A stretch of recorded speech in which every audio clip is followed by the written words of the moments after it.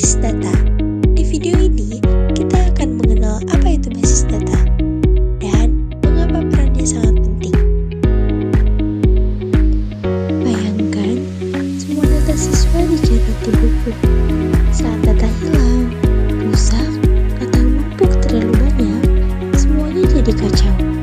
Nah, komputer menggunakan basis data untuk membuat penyimpanan data yang lebih cepat, aman, dan rapi.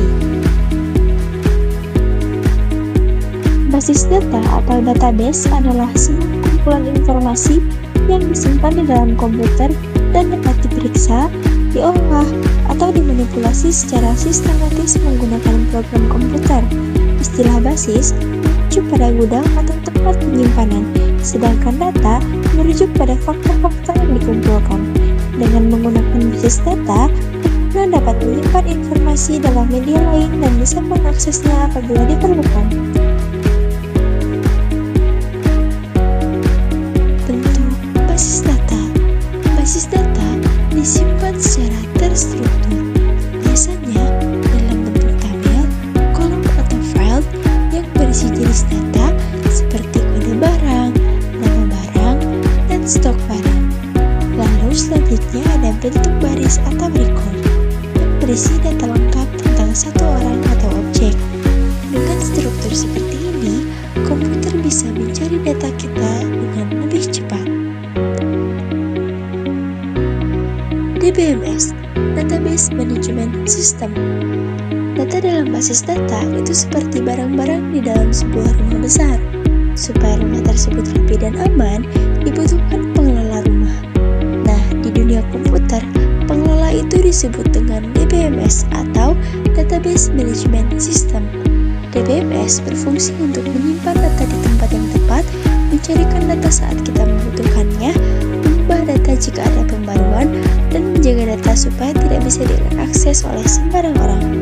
Lalu di sebelah kiri ada contoh DBMS, yaitu ada MySQL, PostgreSQL, dan Oracle.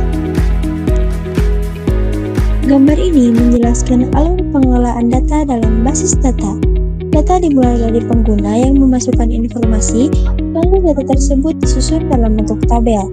Agar data tidak berantakan dan tidak terjadi pengulangan, tabel kemudian melalui proses normalisasi mulai dari 1NF, 2NF, hingga 3NF. Setelah dinormalisasi, data dipecah menjadi beberapa tabel yang saling berrelasi, sehingga mudah dikelola, dicari, dan diperbarui.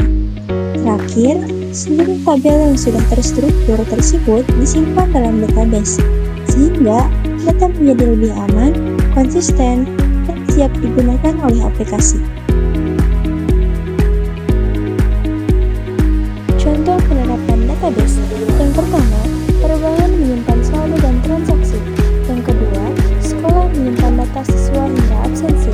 Yang ketiga, toko online menyimpan katalog produk. Dan yang keempat, game online menyimpan progres permainan.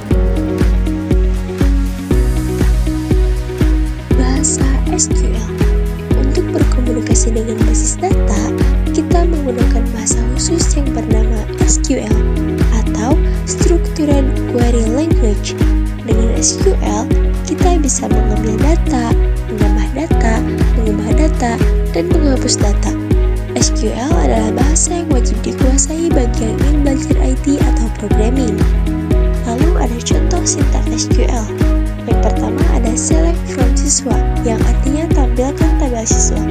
Yang kedua ada delete from siswa, where kolom sebenarnya alamat, yang artinya hapus kolom alamat pada tabel siswa.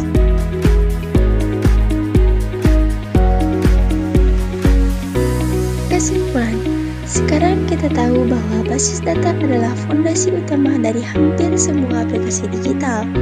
Data disimpan secara terstruktur, dikelola oleh DBMS, dan diakses menggunakan SQL dengan cepat dan aman. Mulai dari media sosial, sekolah, bank, hingga game online, semua bergantung pada basis data.